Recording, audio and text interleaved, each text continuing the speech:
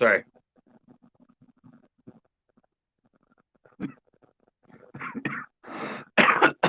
let's see how this goes.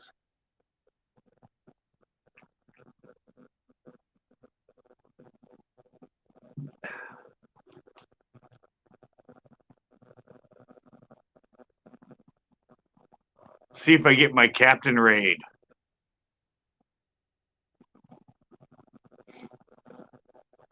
I don't want to steal from his folks, but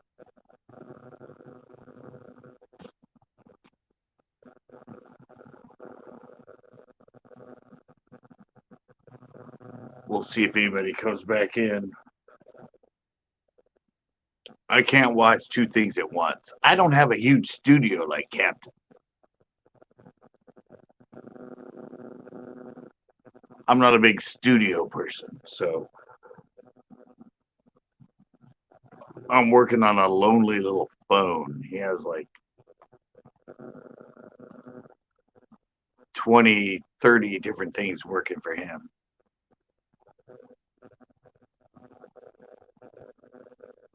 We'll see how it goes.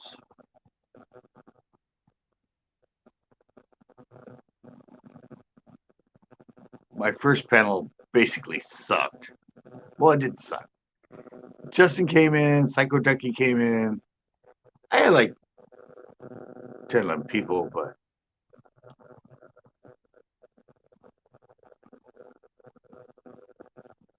I'm just waiting to see if he's actually going to come in here.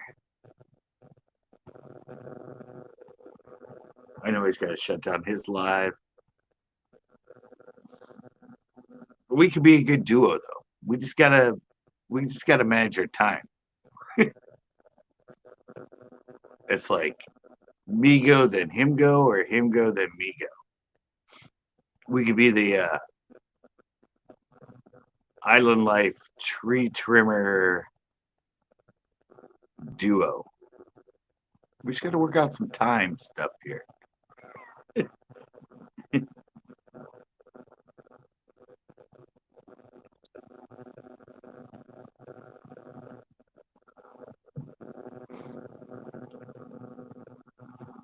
Well, I got one person in here.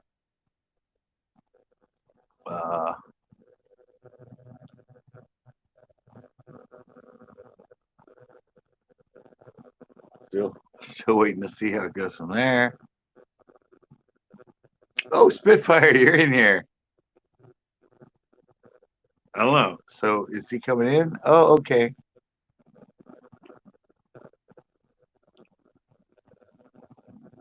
Okay, good. Hello. I thought I was gonna be left hanging. I'm like, what? Do that. No, I think we'd make a good duo. We just got to figure out times. Yeah, I was on way early and trying to get it done with my dinner, and I ended up having to finish my dinner while I was starting my live stream. Yeah, no, I'm like, I didn't know if you were. I mean, like I said, I have a set time, but you always say you forget. Like you're like, when do you go live again? Yeah, I'm terrible. I think I've got it nailed down though. If you do Monday, Tuesday. Wait, Monday's your panels. Right. Tuesday night. And Tuesday. It's Tuesday and Friday that you don't go live, right? No, I'm live Saturday, Sunday, Monday, Tuesday, and then Thursday. But Wednesday I'm and trying Friday. to cut that down. I know I'm terrible about it. No, I'm trying to cut it down. Like Mondays, because Monday's just different, and we have all kinds of weird people in there on panels, so it's a lot of fun. Right. And then Tuesday, but Saturday, Sunday, I usually go live fishing. That's kind of been right. Then Thursday was supposed to be human fishing, but COVID killed all that. So yeah, but you were going to do that wasn't Thursday going to be the tournaments, or is it going to be Tournament Tuesday? Yeah, I'm thinking of changing it to Tournament Thursdays. Tournament Thursdays, okay. Yeah, then I could go maybe I could have the weekend off where sometimes show up randomly live fishing, or it's just I'm so limited on lakes I can go live at. Right. I mean, Yeah, it's even going to be a tough one. yeah, even yesterday, you know, everybody was like, because the pier sometimes the reception is really bad. I have Yeah, I 5 know. bars. Yep, but it was just kind of, it was all blurry. I was in there several times, and it was like, especially after about near the midway point through almost toward the end, it was just really bad reception. Yeah, but I have 5 bars, so it's just that I'm on a military base, and right across the street is the DLI, which is a language institute, and they run blockers. Oh, Yeah, so well, you can have if they run 5 bars. blockers, if they run, oh, okay. I say if they run blockers, you shouldn't get 5 bars, would you? No, you get 5 bars, but it just f's up the stream. Gotcha. It's not the connection from your provider. It's them running the blockers, and it just scrambles your stream. Frankie said, "Is this guy Rambo?"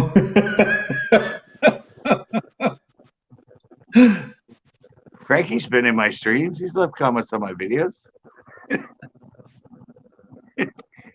He just hasn't been on Monday when I do a panel.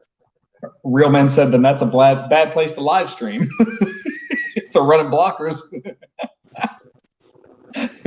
I know, but it's random. Sometimes I'll go there and have a great stream. It doesn't bug me. Gotcha. And then other times it just like I said, everybody's like you're blinking out. Everything else, I'm like, I scroll it down. I'm like, I'm at 5 bars. Like, Right. it's not my internet connection. I'm right next to a military base. Right. Hey, was the guy in your panel earlier? I think it's Psycho Duck. Is he in Australia or the UK? Australia. Okay, I couldn't remember. Yeah, no, he always comes in. He's Australia. Aussie Outlaw, obviously Australia. AQT is Australia. Bryce is New Zealand. Going south is Greenland. Dang. That's most of the people that I have come in on a regular basis that are foreign. Oh wait, there's another one too. The one that comes in with there's another woman that comes in with Bryce a lot. She's from New Zealand. I think I've been in here when she's been on. Yeah, she's always when Bryce is in here. She's usually in here too. I forget her channel name, but yeah, she's New Zealand also. Yeah. Yeah, I'm checking out a new pond tomorrow. My brother-in-law's property. He just bought a house with 6 acres and he's got a pond on it. I think I'm going to go out there and check it out tomorrow. I may actually do it as a live stream as well as some content. They're draining yours right now, right? I thought it was today because I thought today was the 23rd, but they're starting on the 23rd, so that'll be tomorrow. Oh, okay. So yeah, I still have to call in for my jury duty. I'm supposed to be there at 7:30 in the morning, but oh really? You have jury duty tomorrow? Supposedly. That's weird. I'm surprised. Well, I guess they still have to have juries, even though the coronavirus. So I guess they'll do temperature checks and all that stuff. I don't know. I bet they don't have the jury sit. The jury probably all has to sit 6 feet apart, I would imagine. I know, but they're not set up for the jury box just got a lot bigger. And somebody at the Salinas court that works there just tested positive for the virus. So. Oh, perfect. But the marina, which is the courtroom here, marina is closed. Monterey courtroom is closed. They should just let the criminal go. That's what they've been doing anyway, right? If it's not a violent crime, let them go. Don't even prosecute. Well, no, it should be trial by judge only. But that's not the way our Constitution reads. You get a trial of your peers if you go to trial. I know, but That's not seriously, okay, constitutional. That's a I know. lawsuit waiting to happen. Yeah, but it's also okay. So we'll just put everybody else at risk of dying. I No, mean, it's up. No, it's up to the court to make sure that the jury is doing what is socially responsible regarding the social distancing and staying 6 feet apart. And maybe you don't have a bunch of people in there watching, and where people would normally come in and watch, that's where you put all your jurors. And then you only have the attorneys, the plaintiff, the defendant, and your jurors in the room. right, but you still have like 20 people in a room with a prisoner. With a prisoner, which is where it's going rampant. So I know it's the Constitution, but Well, but I don't know. I just don't get it. It's like, okay, yeah, come on in. We're putting you at risk. You could die, but it's your civic duty. So, well, I don't even care about the civic duty part of it so much. It's just, we are guaranteed a quick and speedy trial, and if we go to trial, a jury of our peers, and the court could make that happen. And I think if we can have grocery stores and Walmart open with, a few hundred people running around together that nobody knows who's what, or if we can have rallies like Trump just had the other night, or if we can have these, the gangs running around doing all the crap they're doing in Oregon and all this other stuff, if all of that's fine, the protesters, then yeah, I don't think it would be too hard or too much to ask for people to go in and do a socially responsible, socially distanced court hearing. yeah, but I'm just thinking about the line to get in. What do you mean the line to get in? Well, last time I was there 2 years ago, there was like 300 people in the room. For what? Like for to jury watch? duty.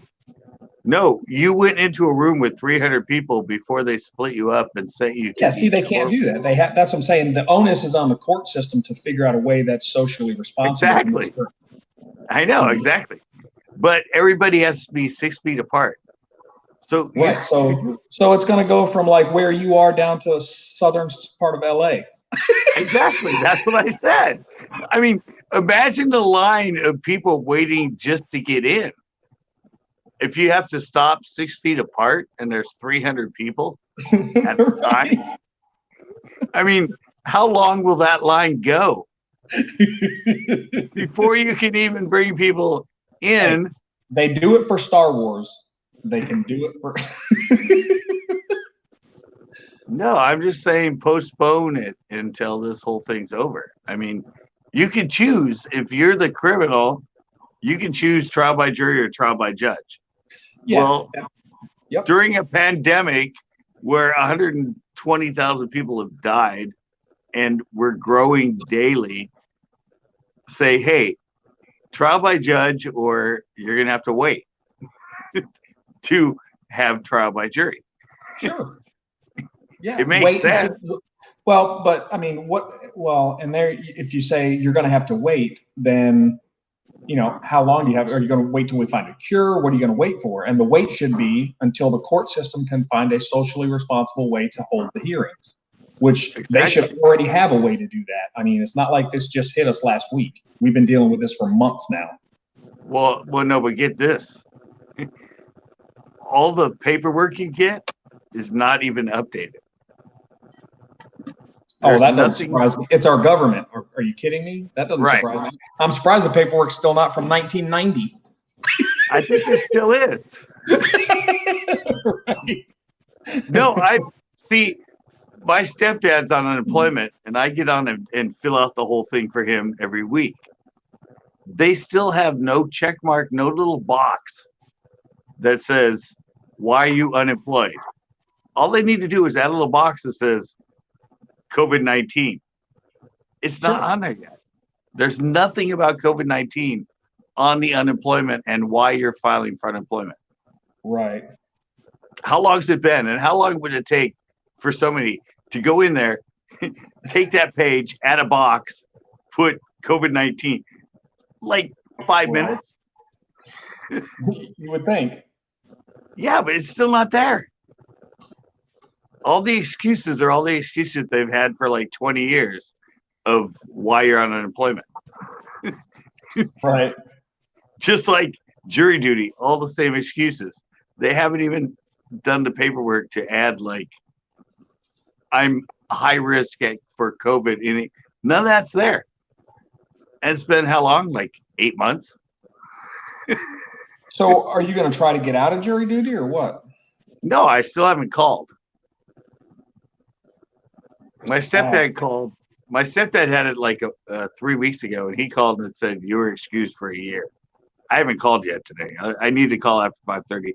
I still haven't called, but I'm assuming that it's going to be the same thing.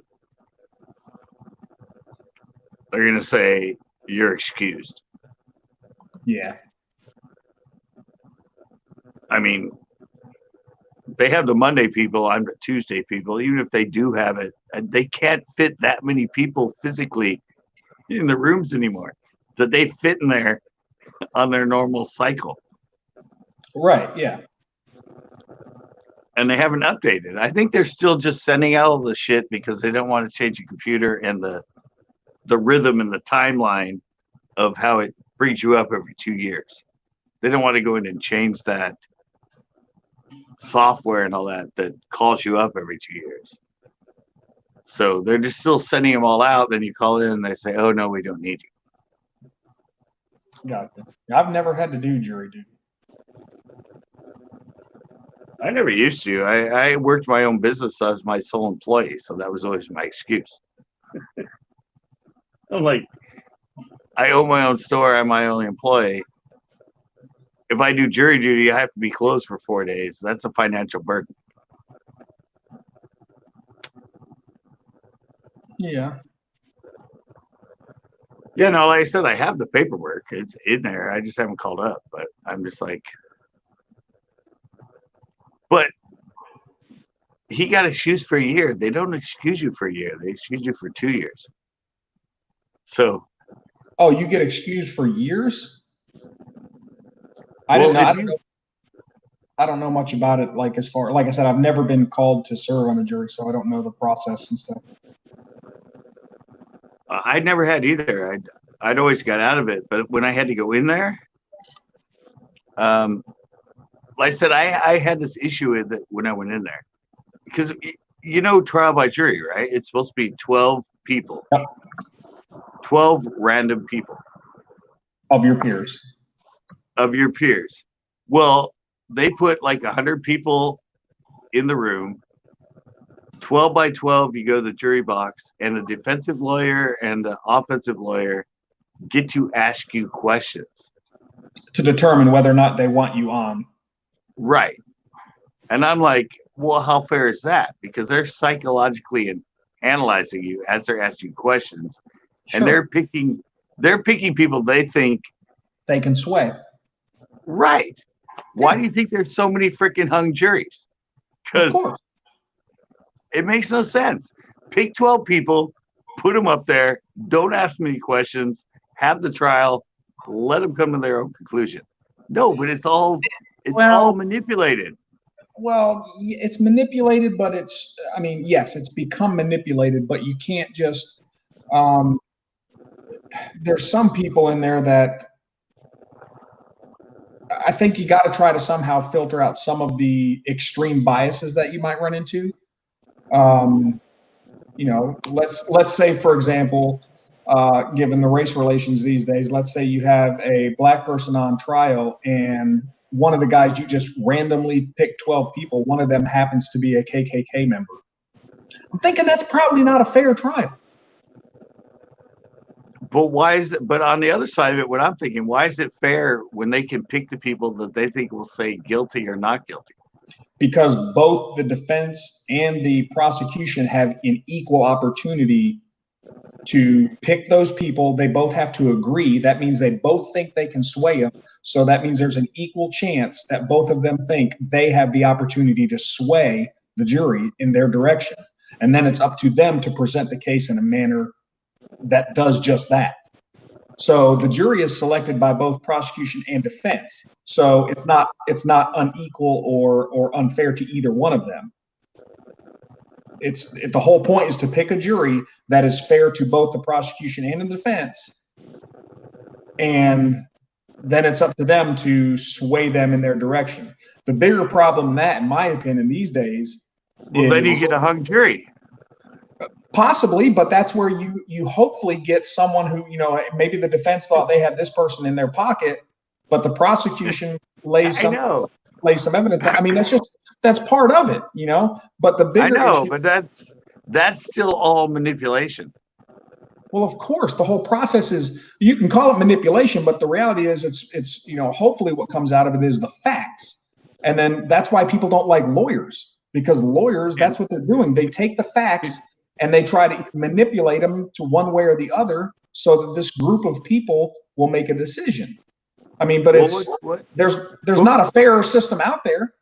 I know, but what comes to my mind is there's a lot of people that get off that are guilty and there's a lot of people in prison that are guilty too. I mean, that aren't guilty. Exactly, but that's what it leads to. Right, but again, come up with a better solution. Right now, this is the fairest in the world as far as an equal system. Yeah, I mean, because it could be in a country where they just line you up and kill you, and then years later they find out you were innocent. Well, then, yeah, there you go. Eye for an eye. It's like, hello. Right.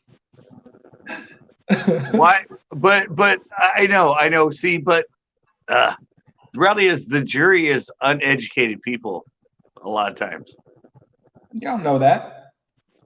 Well, I mean, a jury can be comprised of anything regarding their wealth, intelligence, or any of that stuff. But I think a judge is more trained to analyze the evidence compared to just 12 people. Right, but that's why you get to choose. Right. Do you want trial by jury or do you want it by judge? Hello. If you're a guilty ass motherfucker, are you going to choose a judge or a jury? No, of course I'm going to take my shot with the jury and hope I pick a defense lawyer that can sway him over. Yeah.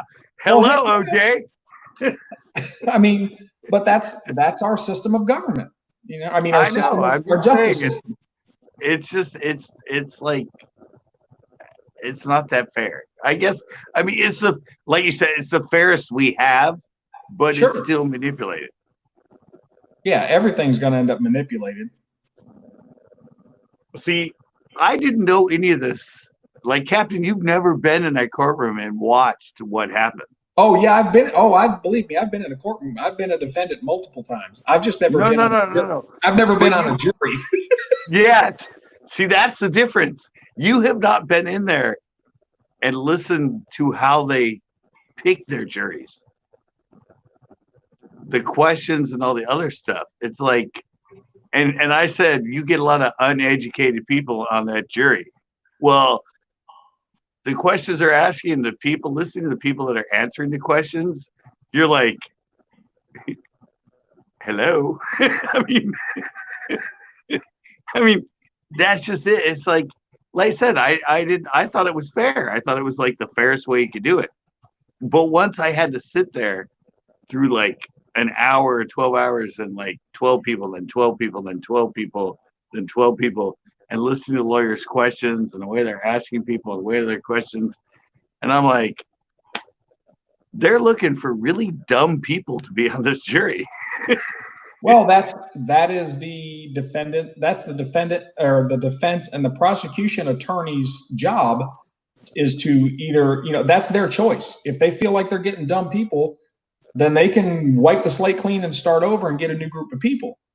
But maybe for whatever reason, whatever the case that's being tried, they prefer to have people that aren't educated. Or maybe based on the case that's being tried, they want people that are more white collar people that are educated and wealthy. So they have the opportunity to find those kind of people. They create the jury that they want. I know. And you're just adding fuel to my argument. Yeah, but I'm not saying it's, but I mean, I think that is the system that we have, and I think it's a fair system. But it will always be manipulated. The alternative to that is not better. That's for sure. Well, I think no, but you have The trial only by well, trial by judge. right. I was saying the alternative to it being trial by judge is it is it's less sway. It can't be swayed as much because the prosecution and the defense are trying to sway one person. However, you're putting it in one person's hand. You know what I mean? And quite frankly, I don't know that a lot of judges want to be the final decider of whether or not you're going to go to death row. That they probably don't want that on their conscience all the time. I mean, that's like why, like in the Marines, Ryan, this is in the Marines, a sniper, it has the highest suicide rate of any job out there. Okay, well let me take it to fishing. If you're a fisherman and you want to learn a bunch of stuff, you want to learn like the real deal about fishing, and you have a choice between asking one pro or 12 random YouTube fishing channels. Which one would you go to that you thought would be more educated and would help you out more?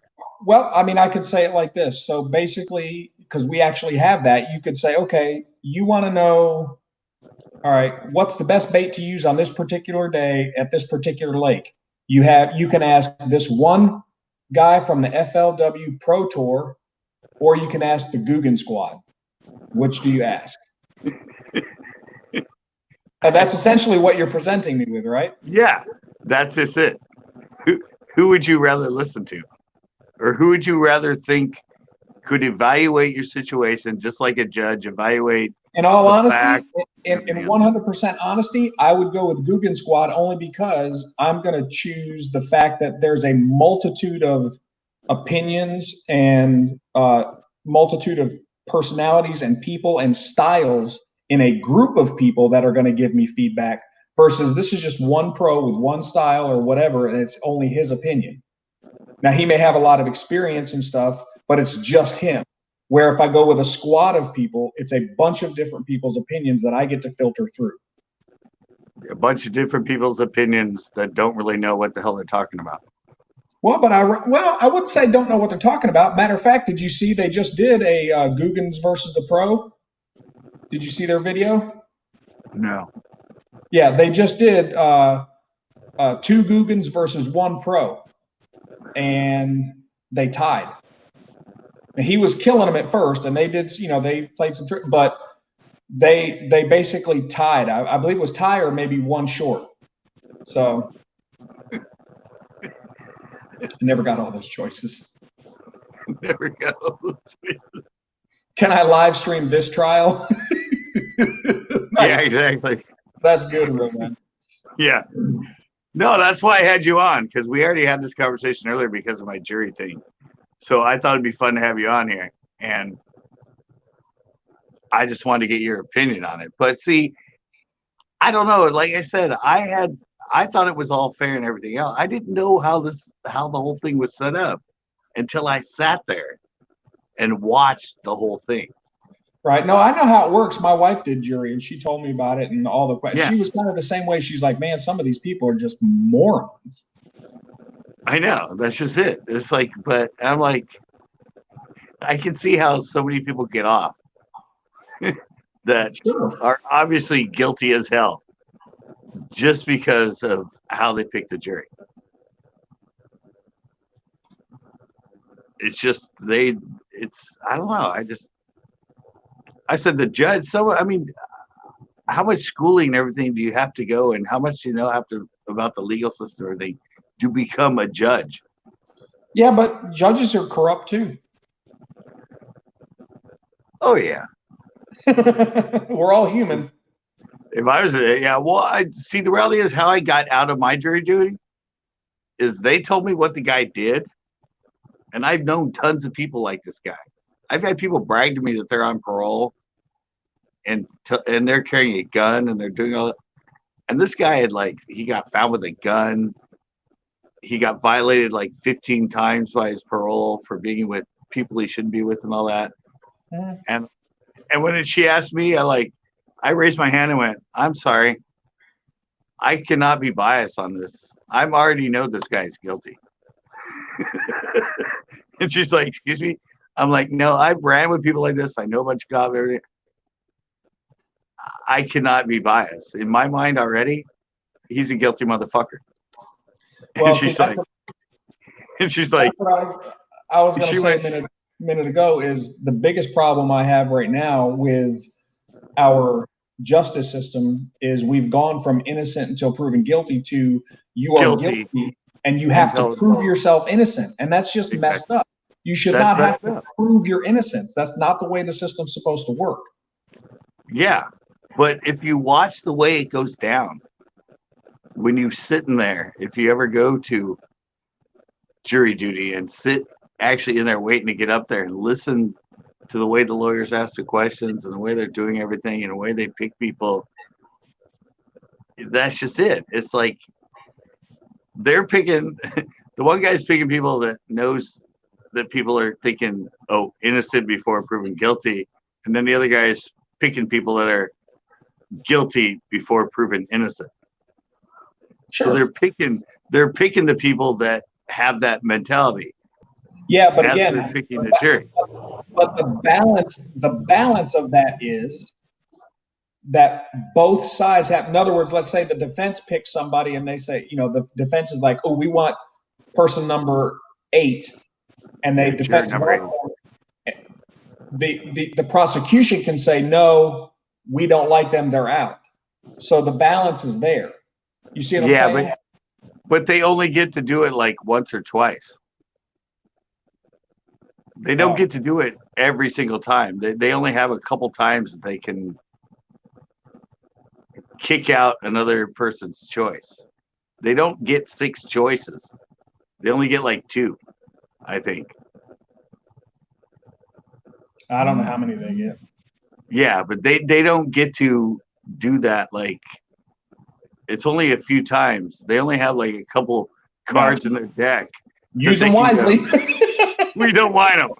Yeah, it's not. Yeah, they explain it when you get in there, and they explain the whole how it's going on and what it is. But yeah, they don't have unlimited no, yes. They only have like, I think it's 2 or something to counter the defense and the offensive lawyers' picks. You are maritime. They can't just keep going. No. No, they only have so they have to play their cards, like in poker, very precisely in that. But that's why I said this. I never understood how it worked. But I got to see him sit. I was number 27, so I watched him set 24 people up there before I got to go and watch the whole process for that many times. And I was like,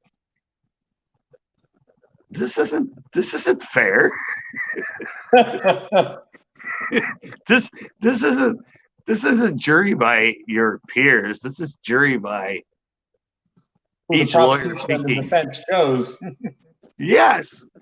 And that's why you get so many hung juries, because they each have, it's just, I don't know. I can't explain it until you're actually sitting in the courtroom, because I love this stuff and I've watched it before. And I was just sitting there just watching the whole process. And I was like, I saw sick to my stomach. I'm like, this is how we decide if somebody's guilty or innocent. I'm like, it just seems wrong. I mean, I don't know. It's just. Yeah, but what's the alternative? Trial by judge. Or trial just by 12 random people you stick in there. Don't ask them questions.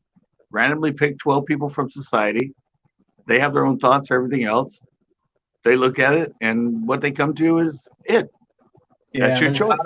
Yeah, I don't know if it's that simple, man. I have to think if we've come this far, and like Spitfire's putting in there, she knows she's either knows or is looking up a bunch of stuff. Um, I'm sure there's a lot of stuff behind it that we haven't even thought of or taken into account or experienced that has led us to where we are.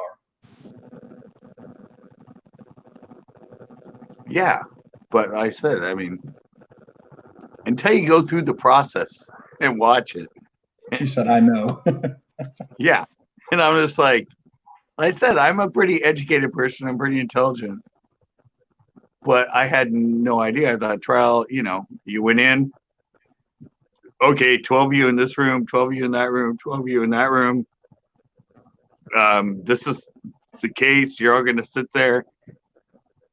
You're going to evaluate it. You're going to be unbiased. You got to put your hand on the Bible, so you're going to be unbiased. But no, that's not the way it goes. they put 150 people in a room, and the lawyers filter through them, yeah. And the lawyers get to have everybody and pick and choose and ask questions, and the judge asks some questions, and it's all a psychological profile of the people. And the lawyers are going, oh, they're going to say guilty. Oh, they're going to say innocent. Oh, they're going to say guilty. Oh, they're going to say. So, I mean, why not have like 12 jurors and one wild card?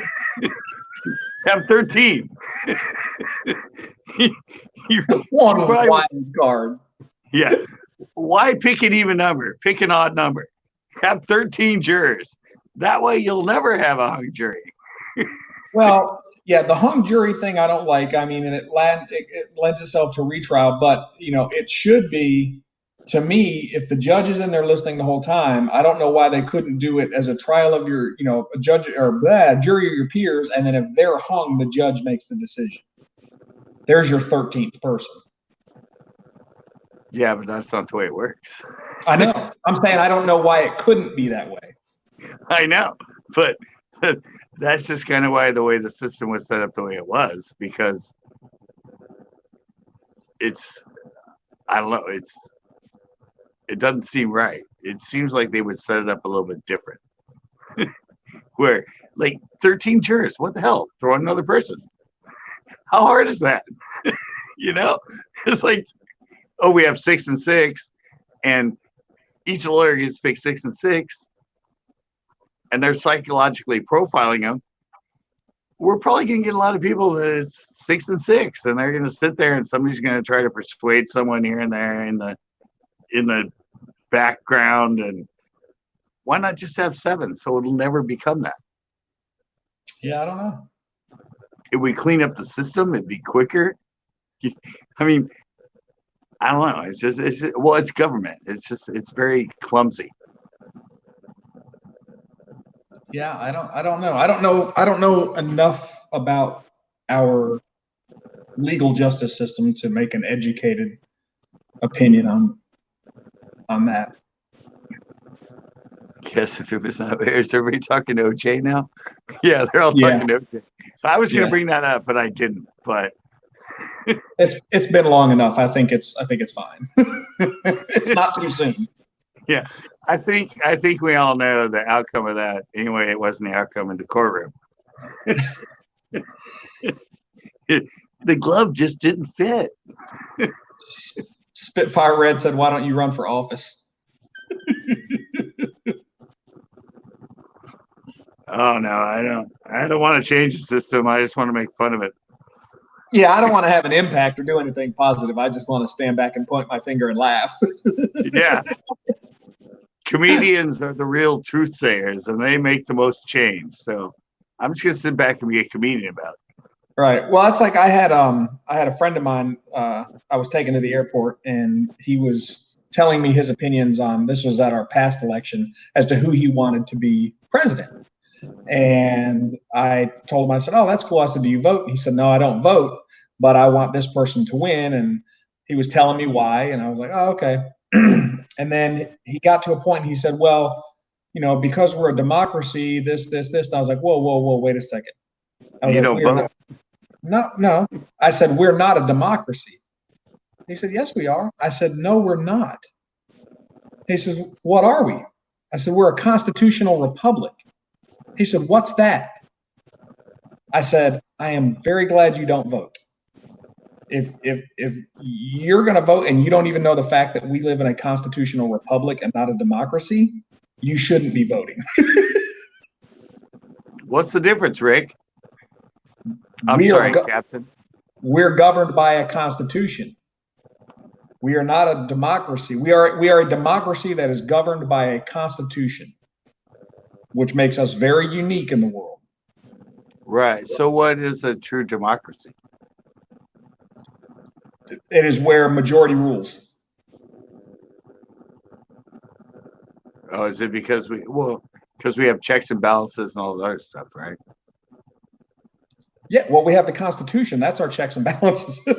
And that's why so many people right now are pissed off with the way things are going, and people are, kind of destroying things about, the Second Amendment, the First Amendment, all this stuff, right? Because these are constitutional laws that have been in place, and people are trying to basically do away with them. Now, there's a way to go about, if you don't agree with a certain part of the Constitution, or you think a certain part of the Constitution isn't applicable to us anymore, then you can try to petition for a constitutional amendment. Right. Yeah. I don't know. For me, it all just works out. I just go with the changes. Yeah. It's like I only live once. But you don't vote either, right? No, I've never voted. Yeah. See, I'm totally fine with that. I just don't think, I think everybody, I don't even, and honestly, I don't know if our vote matters or not, quite honestly. It's electoral vote for the most part. Right. But I think if somebody is going to vote, if they think that it matters and they are going to vote, then they owe it to the rest of society to educate themselves on why they're voting the way they are. And I think all too often people don't educate themselves. Right. And that's why I don't vote. Yeah. That's why I don't vote. And I can totally appreciate that. That's awesome. I don't spend, I don't spend the time. I'm a person that, me, I'm like, if I put myself into something, it's 100%. And to vote to when I'm doing my own thing and doing everything else, to spend the time to research that person and really look at them and do all that stuff. I'm here for what? So far, 54 years. I might be here for 60, 80, whatever. I don't have time to do that shit. I'm always focused on what I'm doing. It'll all work out. Right. Like you said, though, people always said that. Why don't you vote? And I'm like, because I don't trust either person. You hear this from this and this from that and that from that and that from that. And I just don't have the time to try and actually filter through who's honest with this and who's honest with that and who's really done this and who's really done that. And for the most part, what you'll find is what most people will say is, I'm voting for the lesser of two evils. Unless they're fringe left and fringe right.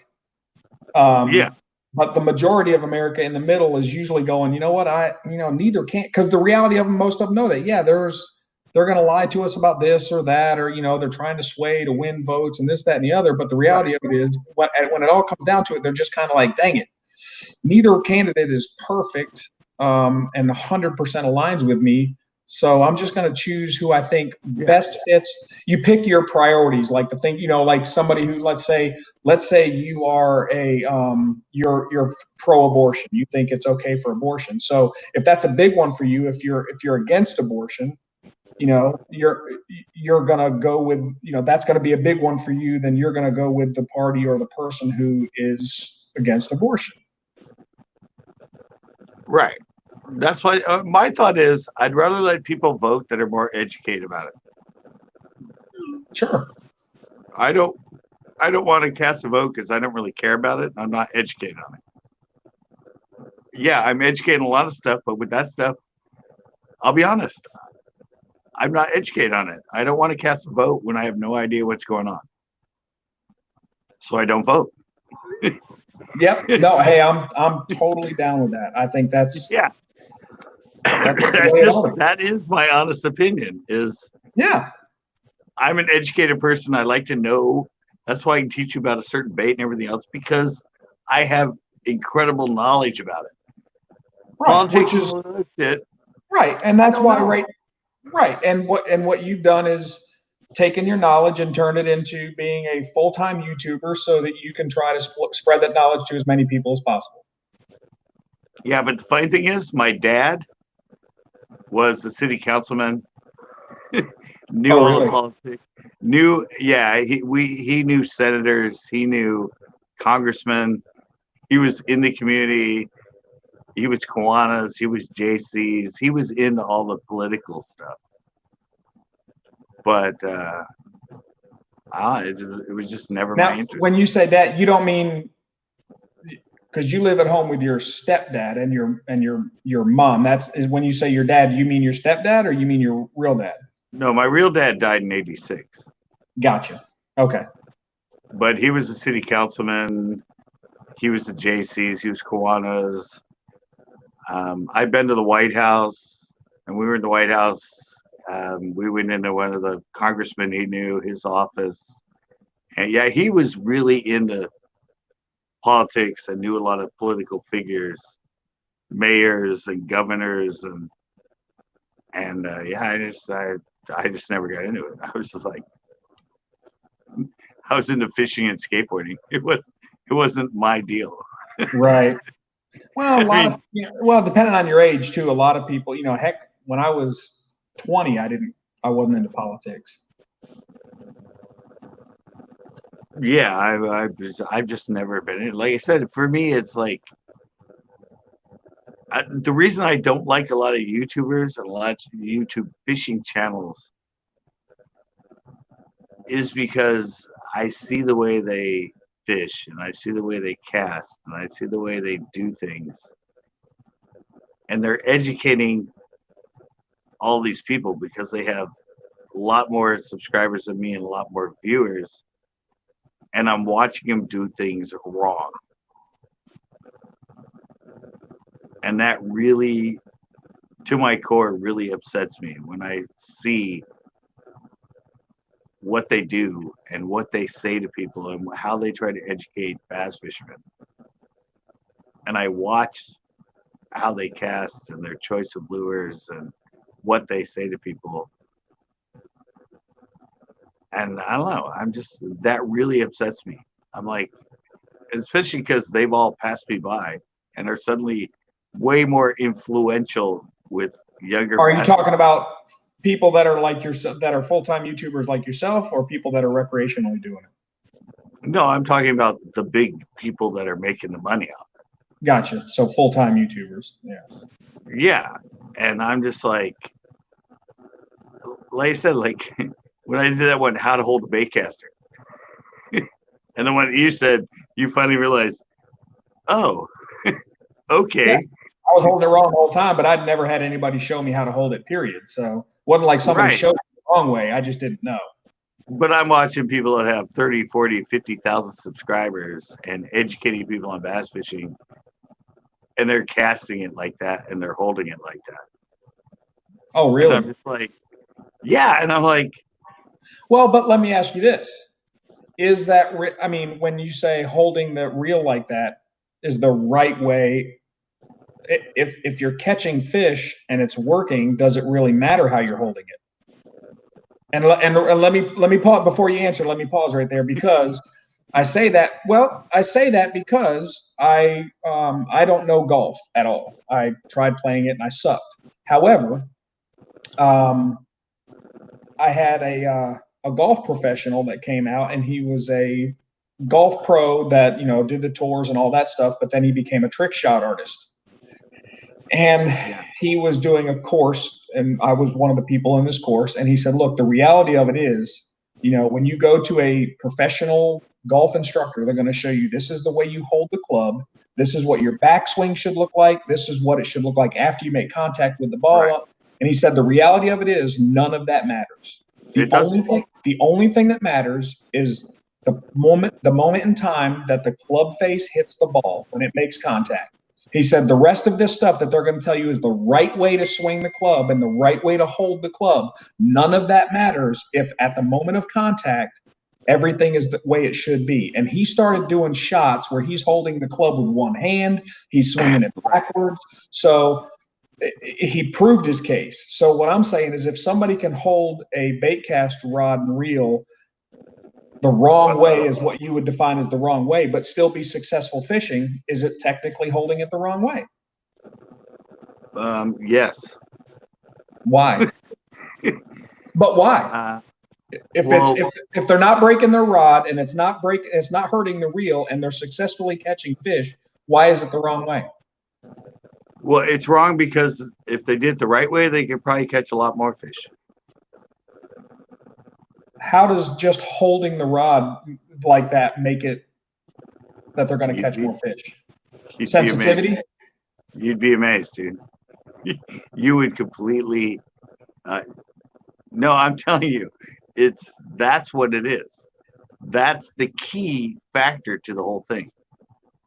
They're probably missing so many fish they don't even know they have, in the way they're working it, the way they're holding it, their sensitivity.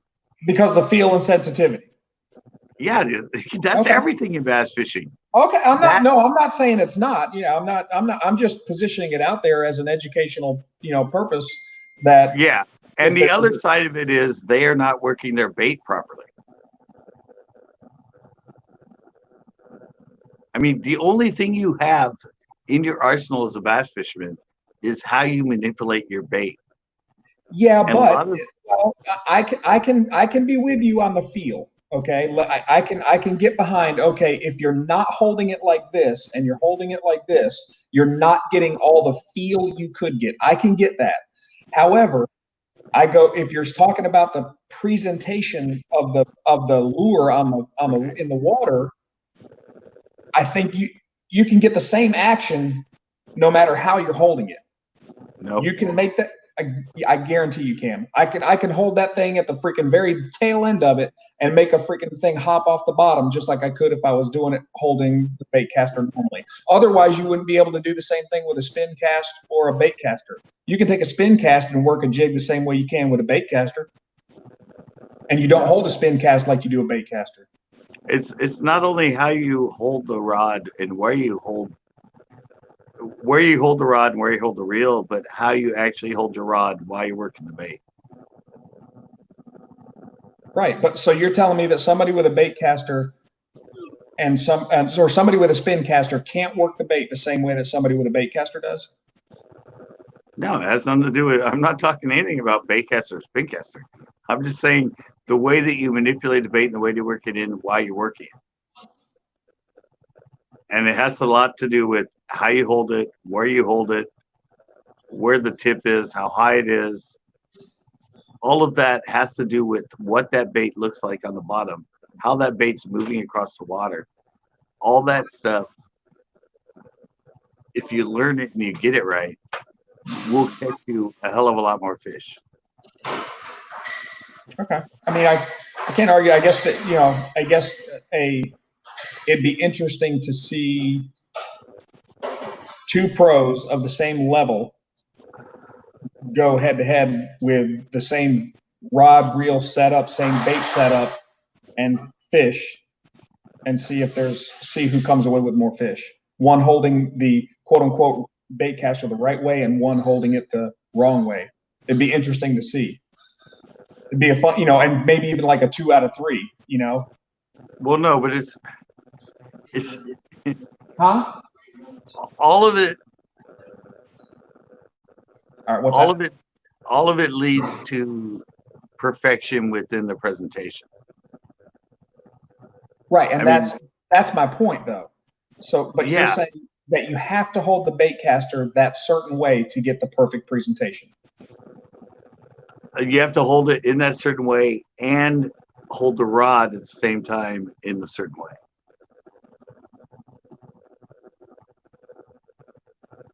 But you don't hold the reel and the rod at the same time on a spinning rod. No, I don't use spinning rods that much, but I get the same. Professionals out there that do, and that are very successful. So that's kind of my point. Is if it. I mean, I get that.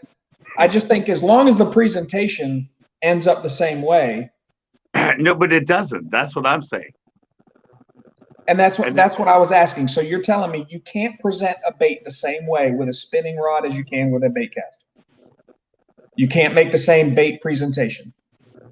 No, I wasn't saying anything between bait caster and spinning reel.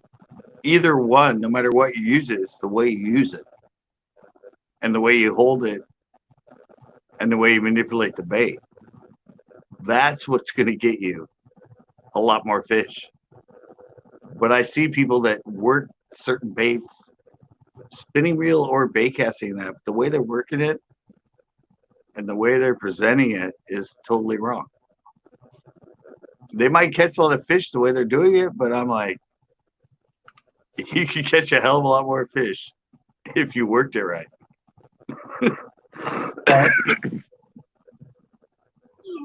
That's what I'm saying. And when I see people working a jig and they're holding it, a lot of it comes because they're using a GoPro. And when you have to go, you see me and you watch the way I do it, Captain. Everything is up against my body. Right. Up against my body. And I watch all these people fish when they're working a jig or something, and they're holding it out in front of them. I see a lot of pros doing that too, though, holding it away. I very rarely see anybody hold a reel the way you do. Right. Or not the reel, but hold the rod in here. Like even the pros on the tour, I don't see them holding them. But are you watching pros that have their own, that have a camera on them, or the pros that are doing it being watched by somebody else? No, like the pros when they're like, if I'm watching the I actually toured with the FLW tour with Chevrolet because I was working with Chevrolet, and Chevrolet, as you know, sponsors a whole lot of people on the FLW tour. So I was on the tour with them with Chevrolet. So watching them fish, I didn't see any of them holding the rod and reel the same way that you do. So, and I've seen it on TV as well, but I've seen it firsthand at the lakes, traveling with the FLW tour, but I've also seen it on TV, and then I've also seen on YouTube, and I've commented on you before that you're the only one I've ever seen that holds it that close and tight and that way. And who did I learn that from? I have no idea. Gary Klein. Okay. I don't know who that is. All right, let me try another one. Rick Clunn. No idea. Wow. Never heard of him. Wow. Yeah. Shaw Grigsby? Nope. Wow. Again, I've only been fishing for 2 years, and it's a hobby. It's not something but you said you've watched a lot of pros. Yeah, I don't know their names. I mean, I was there. I know like the one guy, he's got the super white hair, kind of bowl cut, and he's really dark skinned from being out in the sun a lot. He fishes for Chevrolet. Or he's sponsored by. Huh? Jimmy Houston. Yeah. I don't know him by name. Some of these guys you mentioned, I may see him and go, oh yeah, I've seen that guy. But I don't know them. I don't know him well enough to know him by name. Bill Dance, I know that name. Real Men put Bill Dance in there. I know that name. Oh, Bill Dance fishes like that when he's using plastics and stuff. Yeah, no, it's like I said, I learned from the 80s, the pros, the whole. Okay. You don't hold it out here. It doesn't. So let me ask you this. You hold it out there. You hold it out there when you're using activates and that, but when you're using like drop shot or flicking or anything else, up close to the body and the angle of it and the way you're working it and that. Hey, being out here and working a jig, like, unless you're just dragging it or something, but to actually manipulate it and work it right, it needs to be here. It needs to be at that angle. You're going between like 9-11, 9-11, 9-11. And these people are out here at like 8 o'clock and working it down in that. And when you say these people, are you talking about pros too? Pro, yeah, everybody. Yeah, because I see pros out there fishing like that a lot. I know, and I'm even when I Well, watch them, so basically, you're saying a lot of the new school guys are doing it wrong. A lot of the new pros are doing it wrong because the guys they're you not learn from were doing it right. right. They're not doing it as efficiently as they can. I got you. So it may not necessarily be wrong. It's just not as efficient as it could be. Right. Which inherently might mean they would catch more fish potentially. Right.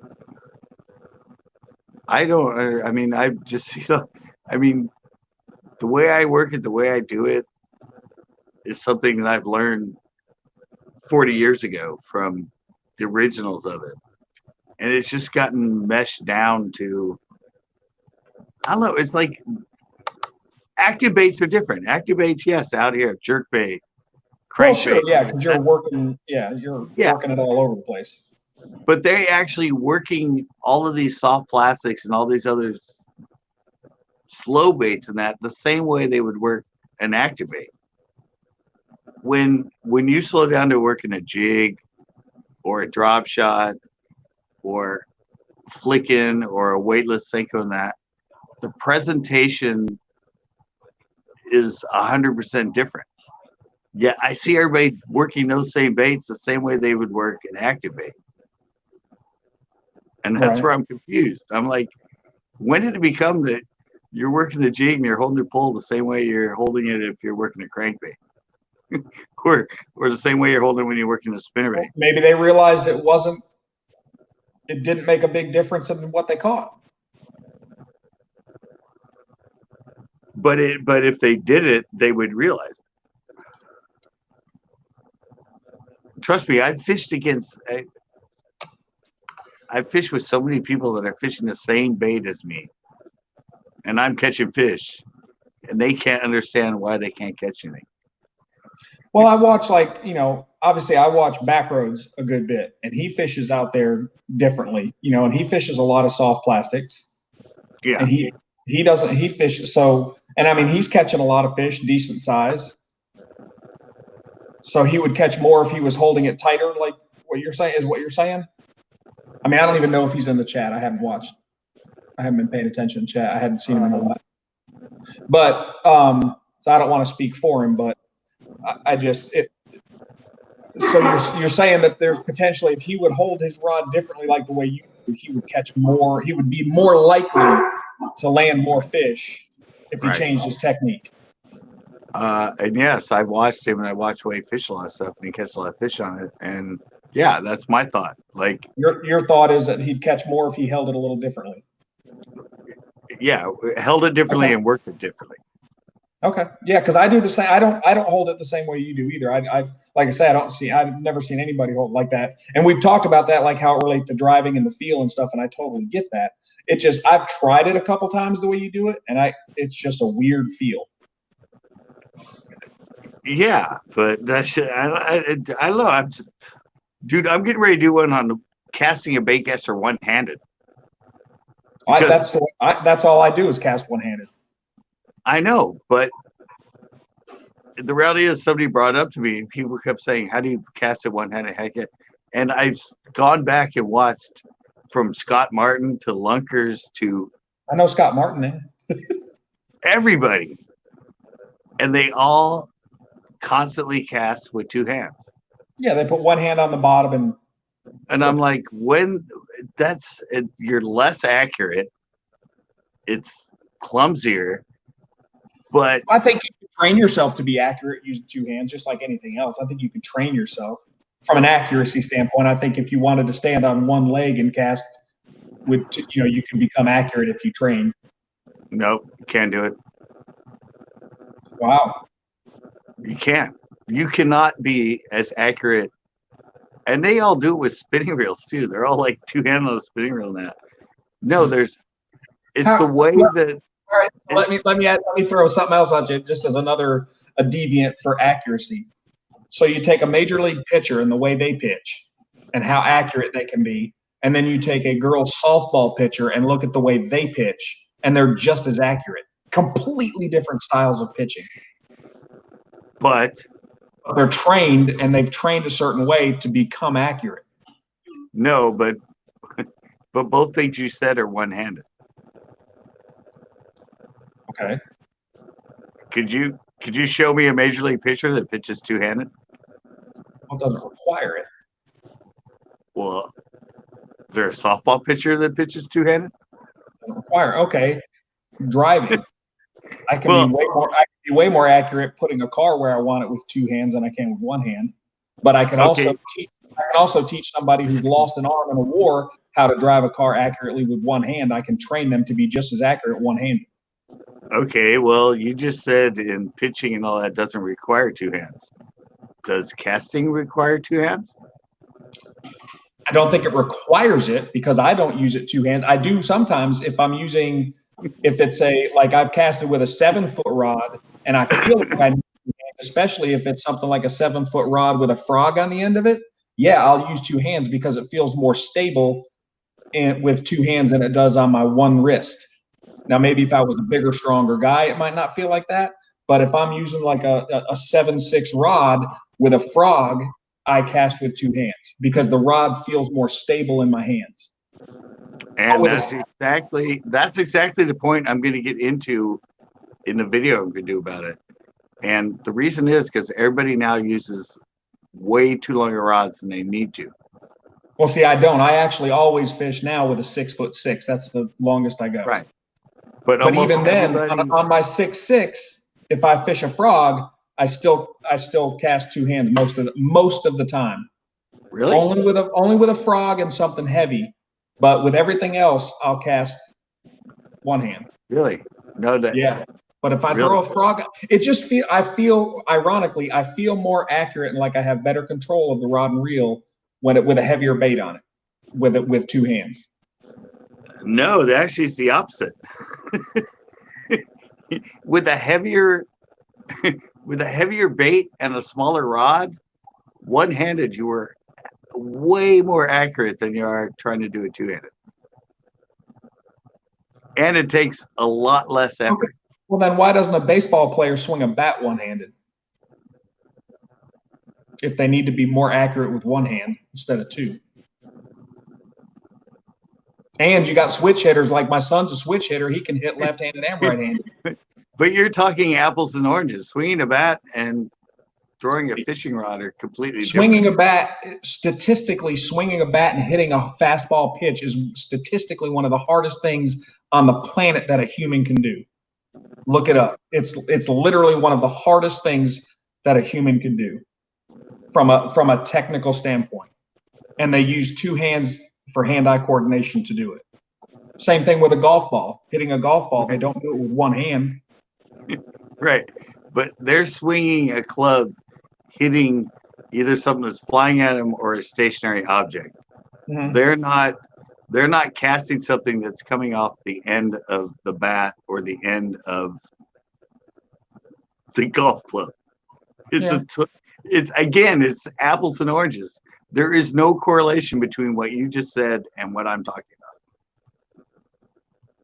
about. Okay. Absolutely none. I can cast a frog on a 6'6" rod, one-handed, and even if it's a half ounce, way more accurately and with much less effort, one-handed, than if I try to do it with two hands. But what if I end up more accurate? Like if I'm out there on my lake and I see that I am actually more accurate when I use two hands instead of one, how are you going to tell me that I'm not? I'm just wrong. If I'm casting with one hand on my frog and I can't get it to go where I want to, and I stabilize it with two hands and I cast, and I actually am more accurate, because that's what I see.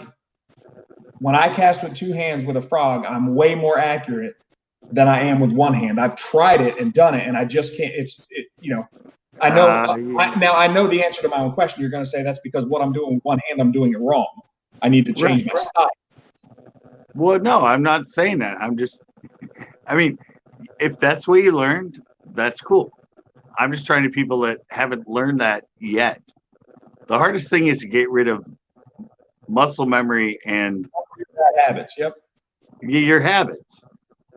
And everything now, everybody learns two-handed, two-handed, two-handed.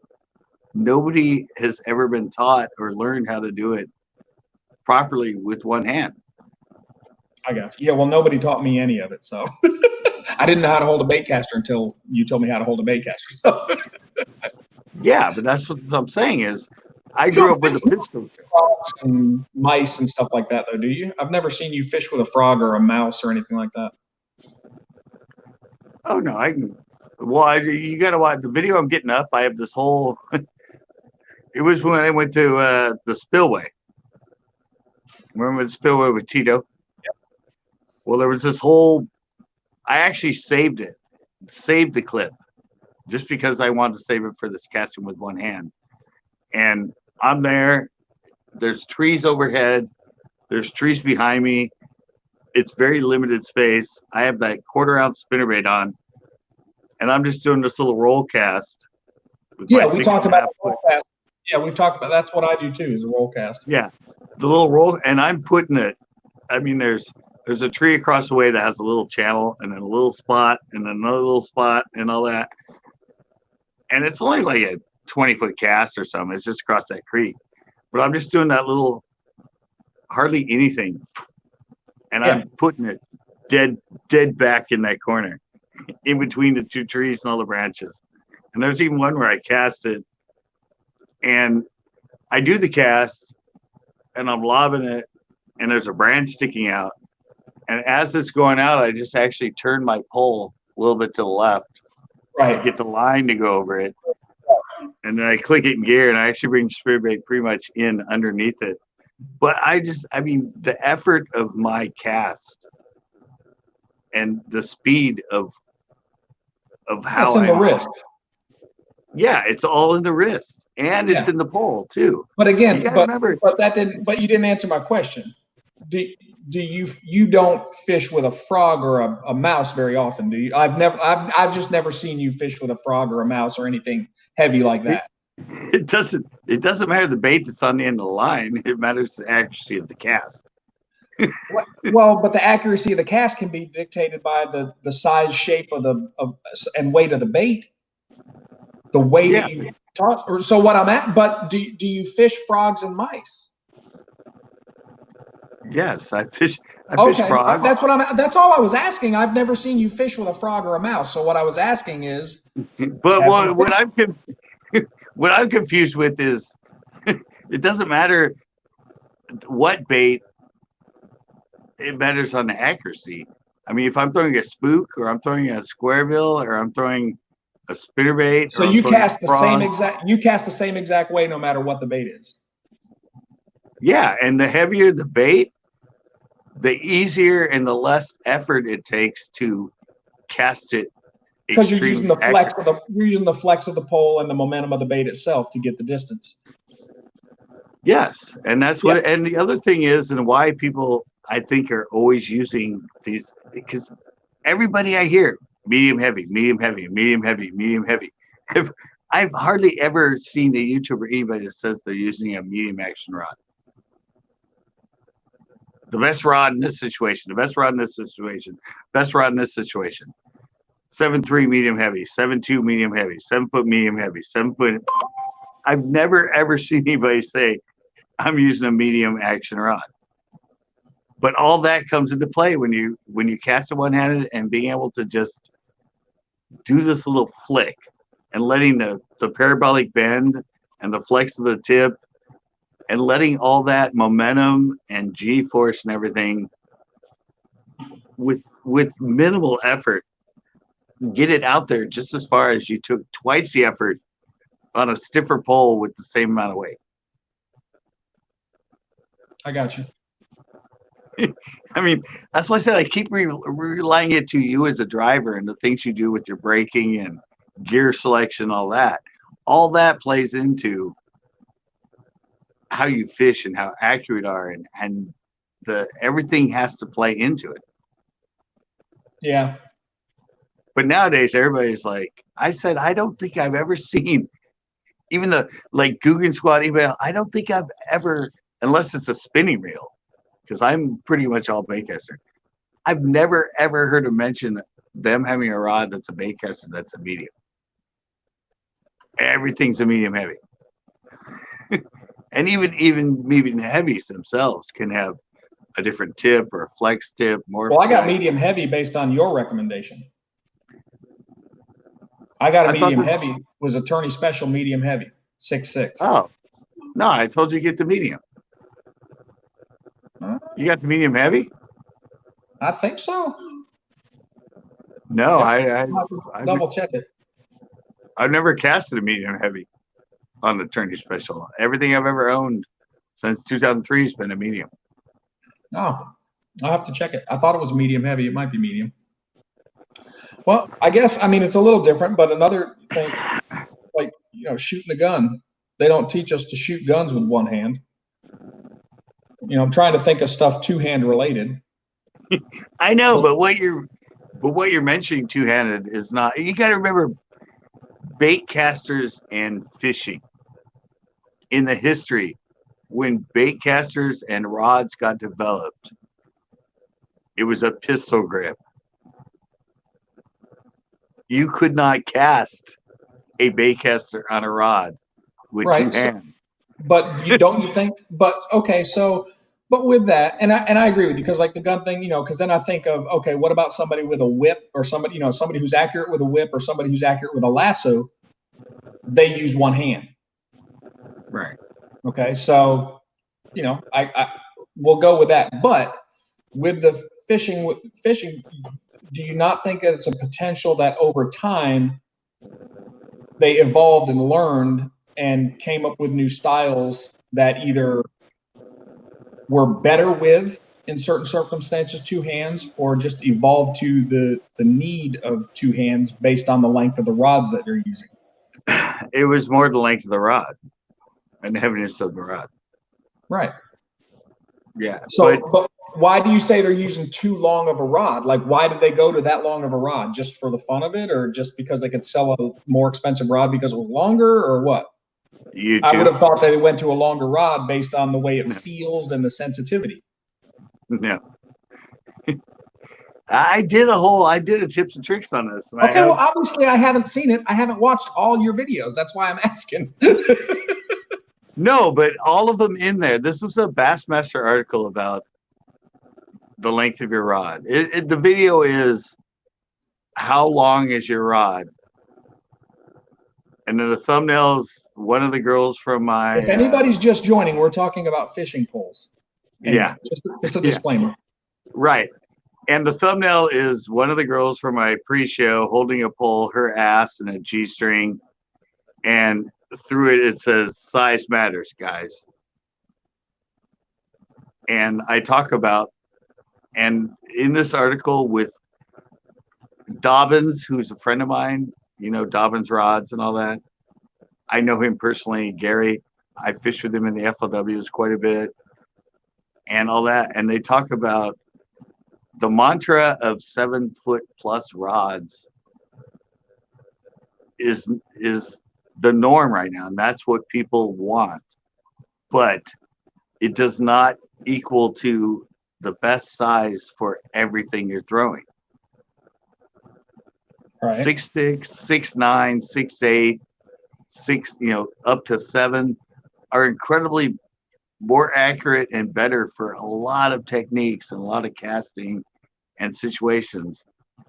But nowadays, for some reason, everybody wants 7'2", 7'3", 7'4", 7'6".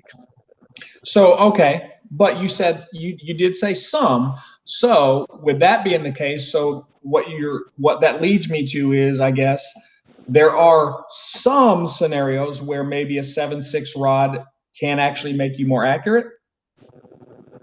If there's no, it has nothing to do with accuracy. Okay, whatever. Is there any situation where a 7.6 rod is the ideal rod? Yeah, there's a lot of data. Yeah, like deep diving crankbaits. Okay, in that situation, on those 7.6 rods, why would they not use two hands? Why is it not better to use hand? And why do they put the second grip on it? Because then that 7.6 rod with that weight on there and that lure is heavy on some people's wrists. No, that sort of stuff, it's easier to cast two-hand. Okay, so there is You're okay, not so as they accurate. so they can't be accurate if they're doing that type of fishing.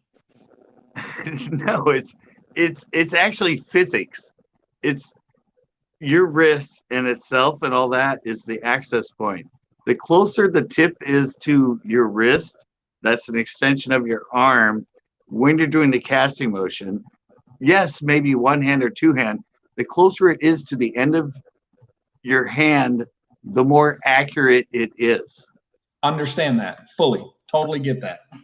Yes, But you're saying, but one-handed is more accurate than two. So regardless of the length, you're saying one hand is always going to be more accurate than two?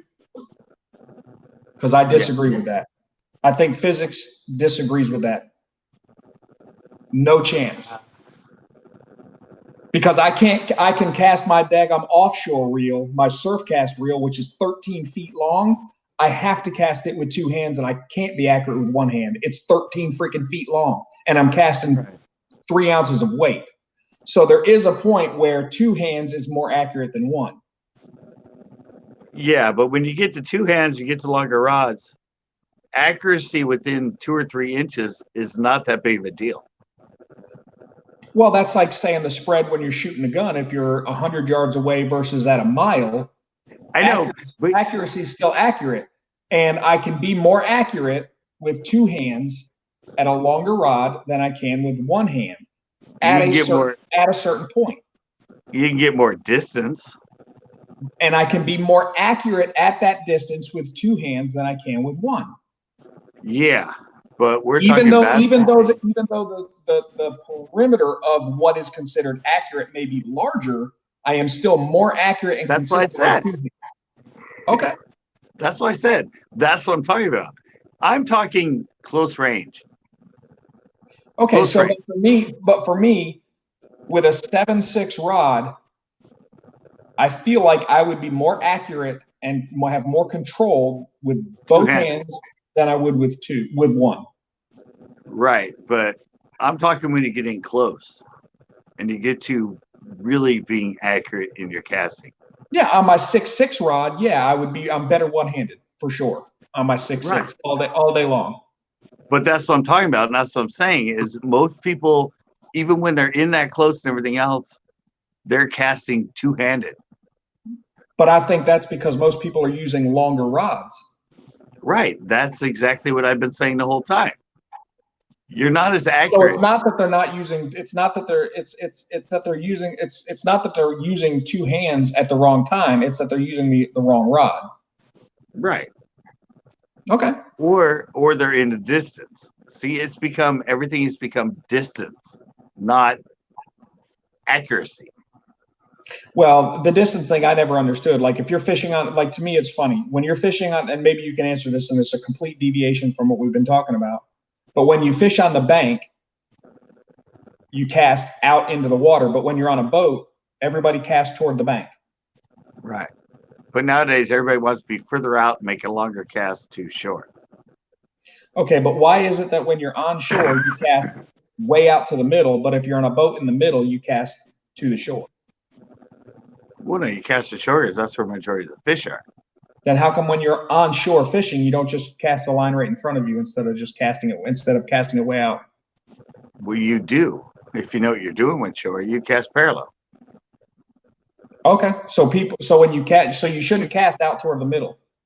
Unless there's a ledge out there or something that's out there further, but the majority is you should be casting parallel. Okay, I didn't know that.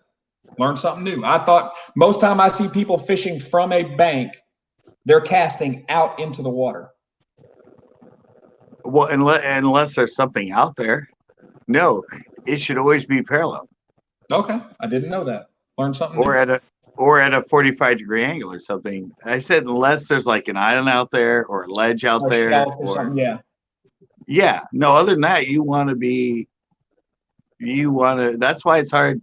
That's why I don't fish a lot of times my active baits and all that from shore, like a spinnerbait and a crankbait and all that, because I can't get the right angle. Gotcha.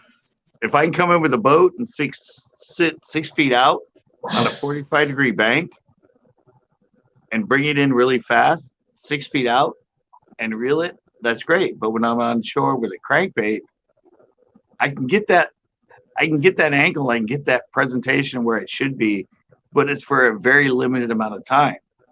Because it's angling back toward you. Right. I'm hitting the strike zone for like 10 feet of a 30-foot cast. When I'm on my boat, I'm hitting that strike zone for 30 feet of that 30-foot cast. Right. So at the angle that you want to be and all that from shore with a lot of active baits like spinner baits and all that, the window for the best presentation becomes very small. There's only a limited time that's in the right zone. And the rest of the time it's either out there too far or it's in too close. But when you're on a boat, you can manipulate all that with your position and everything else, and you can have that bait be in 100% of where it should be for the whole length of the cast. Right. And so that's the difference. And that's why people always get on me about, oh yeah, I never see you use activated. I'm like, but I'm fishing from shore. I don't have the ability to give myself a high percentage bait in a high percentage place using active baits in that from shore. And a lot of people don't understand. I need to do a tip 6 on that because the amount of time of where you are. If like even when I'm on shore and I'm casting spinnerbait and I'm casting it horizontally, when I first cast it, I'm a little too deep. But then when I work it up into that zone where the fish are, right, I'm working it slower. So like reeling a crankbait or something, it's like 10 seconds. It's in that. But when I'm working a freaking flickin' or a spinnerbait or a Ned rig, suddenly it's in that productive zone for like a minute or 2 minutes during the cast. right. So my time to have the possibility of a fish to see it within that limited strike zone in that is that much percentage more while I'm working it through it than it is if I was throwing active baits. I got you. Yeah, that's why I said it's like, I don't know. I guess it's just hard for me to take everything I have in my head and explain it to people. That's why I did all my tips and tricks. No, I mean, I don't think it's complicated and hard to explain. It's just a lot of information. Right. And it's just, same thing with me with driving. Like, to me, it's common sense and Exactly. basic. But what I have to do is remember that not everybody's there. Not everybody's on that same playing field. So, but and I've mentioned that before, is I've always wondered that, like, why is it that when you stand on the shore, you cast out, but when you're in a boat, you cast from out in? It's like, it doesn't make any sense. Well, but if you're a shore fisherman and knows what they're doing, you cast the same way the boats are. Right. I got to hold them down, Captain. I'm sure there's going to be a lot of people here asking questions. I can go tinkle. All right. Can you hold it down? I got it. Can you do this, or you just want me to like? I think I can. I think I can carry the load. You can handle it. All right. Yeah, you go live all the time. That's right. You kicked my ass earlier. Sorry. Okay, guys. Sorry, I haven't been paying attention to the chat either. Not as much as I should, but it's not my chat, so I apologize if any of the questions or comments were toward me. I'm trying to scroll through now. I cast straight out because I fish weird lakes that are shallow in the middle. Yeah, that's true. But he did say unless there's a reason to cast straight out there. So yeah. But I cast in a, and I don't know if it's right or not, but I usually cast in a fan presentation. Like, I'll start kind of parallel 45, or you know what I mean? And I may not just always constantly go fanning, but I'll jump around kind of in a fan position. So I'm usually, if I'm fishing from the shore, I'm fishing, parallel, all the way out to the middle and all the way around, almost like a, if I was to do it consistent, it'd be like a sprinkler head. Corn, what's going on, buddy? What? That asshole came in here finally? Just kidding.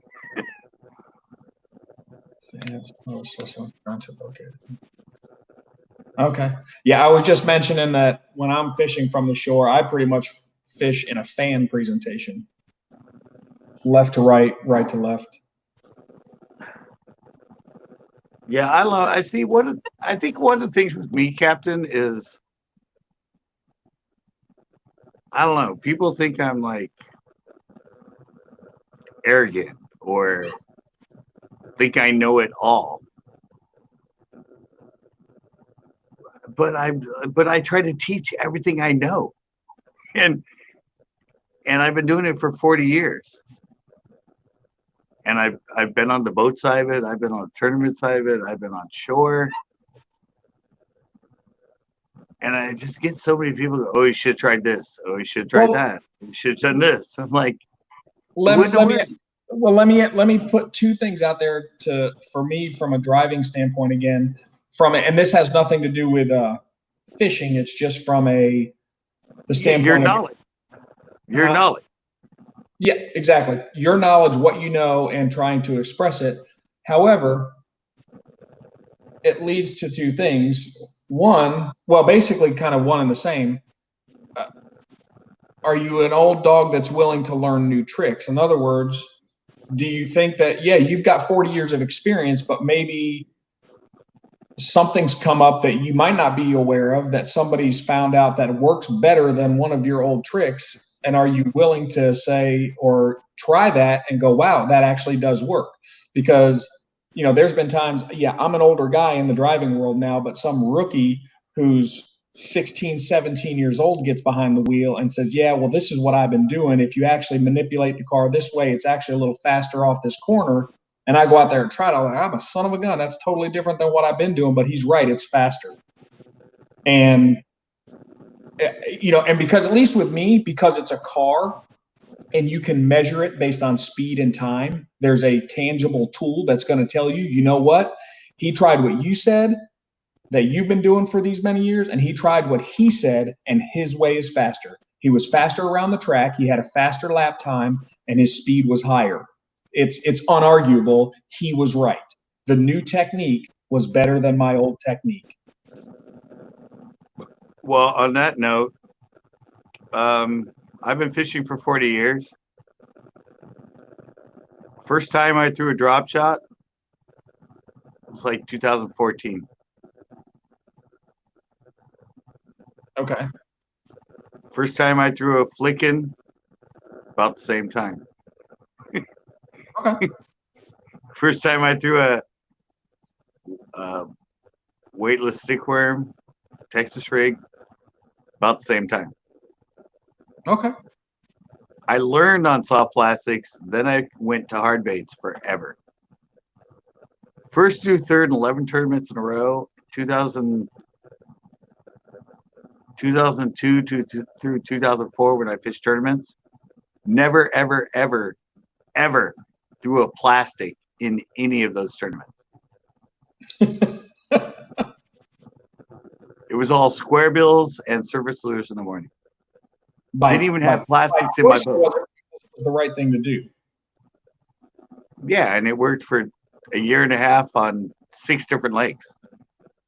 Right, that's what I'm asking. Was that just by choice, or was it because it was the right presentation? It was the right presentation. And it was a presentation. So out of all that time, there was never a time when plastics was a better presentation possibility? Yeah, on days when there was no fucking wind. If I would have known the drop shot and the flicking and that stuff. You didn't even know of that back then. I just didn't throw it. I didn't even know what a Senko was for like 5 years after Senkos were out. I got you. I'd seen a drop shot, but everyone just did it off their boat and did it vertically, video game style. Well, that's how we do it out in the ocean. When we're out deep sea, you just drop off the side. Yeah, but I didn't learn it until I started doing the FLWs in 2010, 2011, 2012, and that watching these pros throw a freaking drop shot right in the middle of reeds and pitching it in the pockets in the reeds and throwing it, and I was like, wow, that thing's a lot more versatile than I ever thought it was.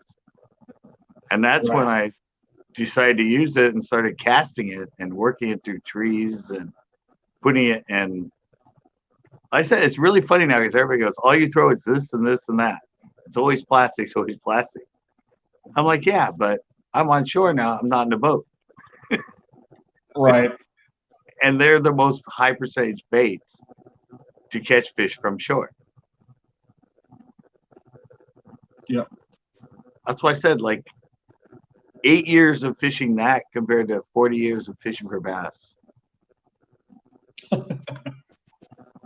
And I never threw that stuff. Everybody's like, oh, you've been throwing a drop shot for 40 years? I'm like, no. But once I learned it, I learned how to catch fish on it way better than most people know how to catch fish on it, just because of where I throw it and how I fish it. And I learned that fishing behind pros at the Delta. How come you never made it? How come you never, not say made it, I don't want to say made it because that sounds like I'm trying to be degrading. How come you didn't go to the front of the boat? Why didn't you stay on tour? I didn't have a boat. You can't go to the front if you don't have a boat. Okay. The whole time I did the FLWs and that, I didn't have a boat. So the bottom line is money. What? I said, so the bottom line is money. You didn't stay on tour because of money. Well, no, I actually only ever planned to do the FLWs as a co-angler. Yeah, what's that? I always did them just as a co-angler. It was just fun to go hang with these people and fish with them. So you never wanted to go pro? I kind of thought about it for a little bit, but as age and everything else and my arms and my back and all that, no, I mean, I'm still not dead, so I can go back and do it. I mean, if I get the YouTube thing and the thing going to point I have a boat and that, yeah, I can go have fun and play with those guys in the front. I know I could fish very efficiently in a lot of those tournaments at Clear Lake and Delta from the front of the boat. But you have to have the boat. And you have to have $2,000 to enter. So that's why I said it comes to money. At that point, it comes down to money. Frankie asked an interesting question, and I think my answer, you say what you're going to say. He said, what is the best producer? And I think he probably means what's the best producer, meaning what catches the best fish. And my answer to that would be it's situationally dependent. No, I did a co-angler one. I did tips and tricks, how to be the best co-angler. And I've heard this from every co-angler that's fished. And some of them have stepped up to the front and are very efficient now. And it's high percentage baits in high percentage places. And the majority of that is your basic lures. Your drop shot, your flicking, your Texas rig, and your jig. That's what most co-anglers that are successful in the FLW or the Bassmasters or anything else, that's what they throw. High percentage baits in high percentage places. Right. So the right bait at the right time, which means it's situationally dependent. But no, those baits will always catch fish. A soft plastic, it's a no-brainer. But see, when you're in the front of the boat and you have 200 pros, they can throw a high percentage bait in high percentage places, and everybody can catch a 15-pound limit. It's the person that gets niche specific and finds a key pattern that gets them the bigger fish are the ones that will suddenly get 18 pounds, 20 pounds, 30 pounds. Most of what wins is somebody that finds out some unique situation, like you said, at that time, that for some reason is producing the better fish. Gotcha. If you just want to get a check, you can go high percentage and everything and make sure you get like 15, 16 pounds a day and be safe, or you get to people that are the the risk takers and everything else that are gambling and are on a pattern that if it still pans out during the tournament, they're going to be able to get 2, 3, 4 pounds more than the majority of the pros. And a lot of times that is the simplest thing. It's going down to a spinning rod with 6-pound line and a wacky Senko, throwing it against dock piles. Right.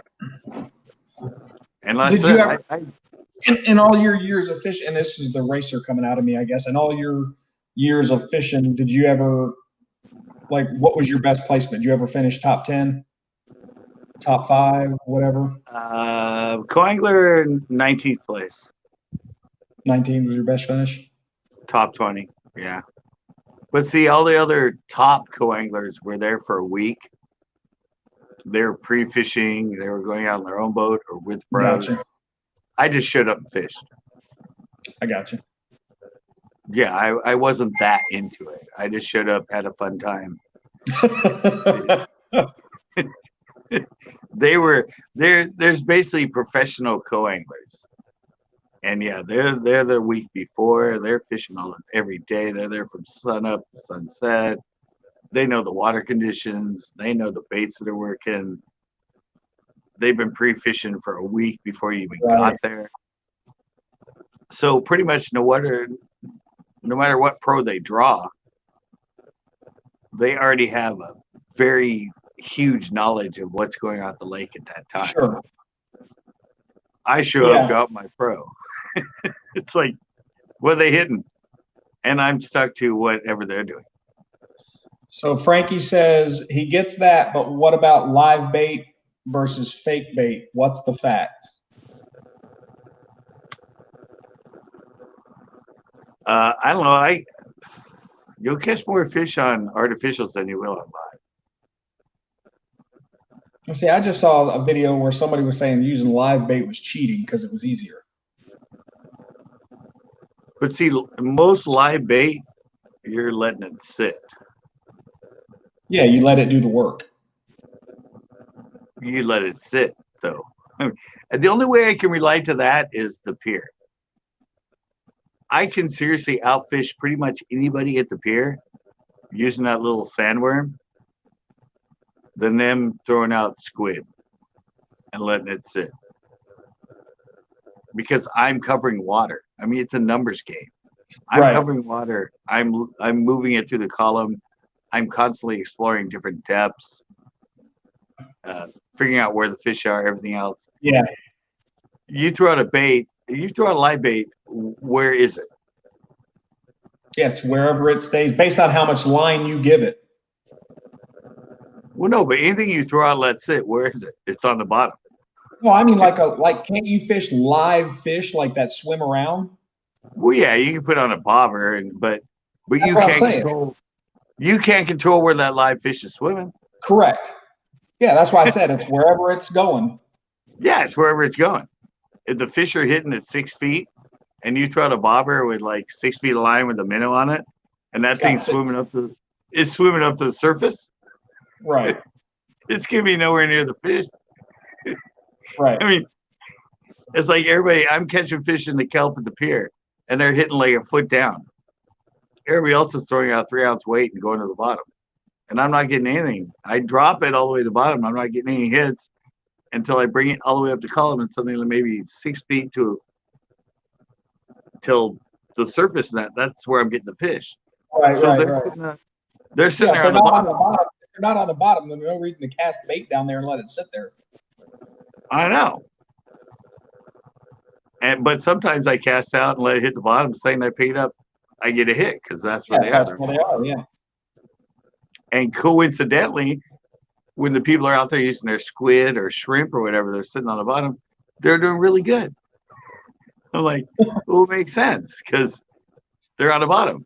But a lot of times Right. they're way up in the column and they're up inside that kelp further up. And I'm catching the crap out of them and they're sitting there going, I can't get a bite. I'm like, well, you have your freaking squid sitting on the bottom and all the fish are up, suspended 6 feet down underneath the kelp. Or Right. even if they're out in the open, way past the kelp, I'll throw it way out there and I'll let it, you know, I'll put it in gear and let it sink, or spin a line, let it sink. And all of a sudden, as it's dropping, I start getting hit. Right. But if I let it, but sometimes I throw it out, let it drop all the way to the bottom, start working and get to the edge of the kelp, come up, and I don't get anything. But a lot of times, yeah, you cast it out and it's in like 60 feet of water out there. And you're letting it, There's a lot of water to sink. cover.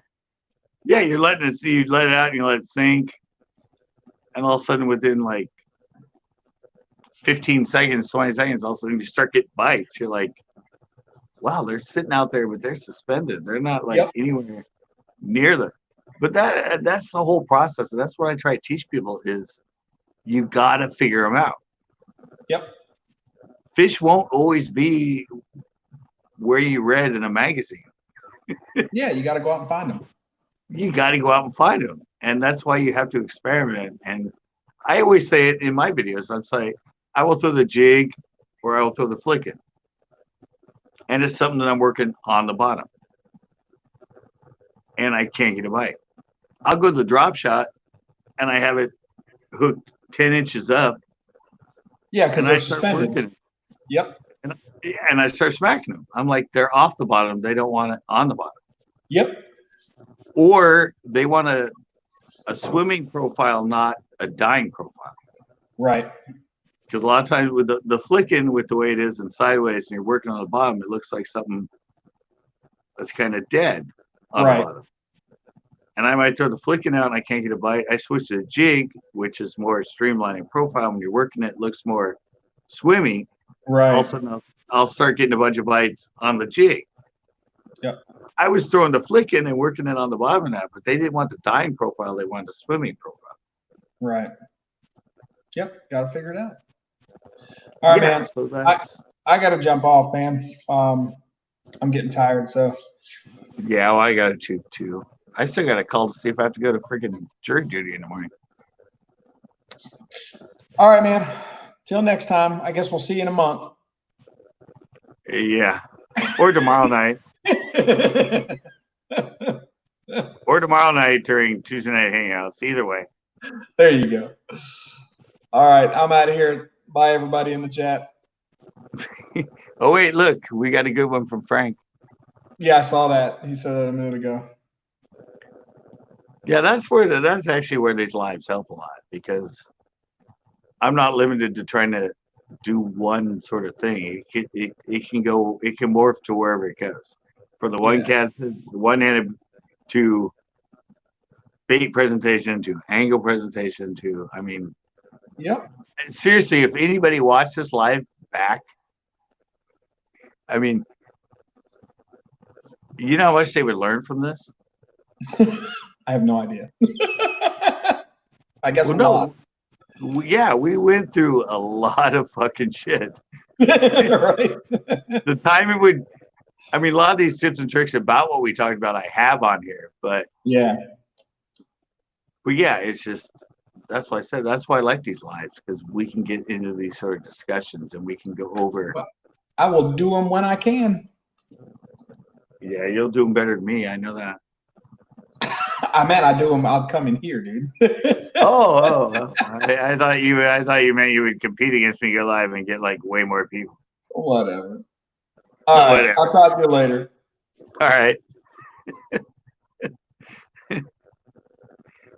I'm learning. All right, Frankie. Thank you so much for that.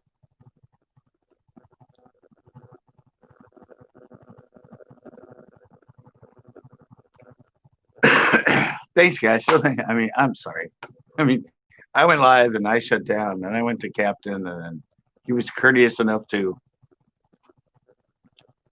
shut it down and bring us back over to me. I said we need to get it down where it's kind of a 1-2 punch where he goes and has fun, and then maybe I go because he's earlier than me. But yeah, I that's why I like these because this one stayed pretty much 90%. Well, we talked about the whole jury thing and that for part of it, so I guess I can't say it was all fishing in this one, but yeah, I hope you guys learned. I said Frank say learned. Um, yeah, and I think Backroads wasn't you that said one time? Oh, yeah, at the end of Tuesday night hangouts, that's when I learned the most because I suddenly get off on a rant about my 40 years of fishing and my knowledge. But yeah, there's a lot to it, guys. There's a lot to it. I'm just trying to somehow, in the way I do things, educate and teach people about fishing and ways to do it and ways that might be better. And I am too always learning. There's always something that sort of intrigues me and I question. But every day I fish, I try to uh, educate myself and hopefully do a video that turns it into educating you guys. So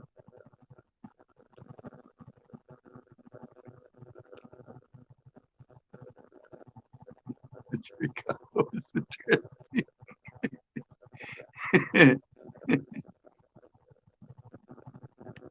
Always saying to the end. Yeah, I have a tendency to get more revealing and reveal more and more of my secrets the longer the stream goes. My guard gets down and I start revealing all kinds of secrets towards the end. All right, guys. Thank you so much. I'll be up again tomorrow. So Tuesday night hangouts, 8 o'clock. Um, I already got the show done for Wednesday. It's a fun one.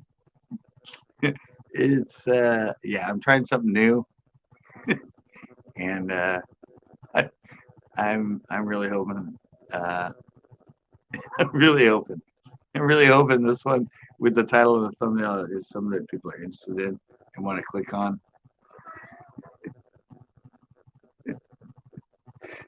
Actually, no, the front porch. All my neighbors are like, "Why the hell is this guy in his front porch talking till like 2, 3 a.m.?" I wish I was in the back porch.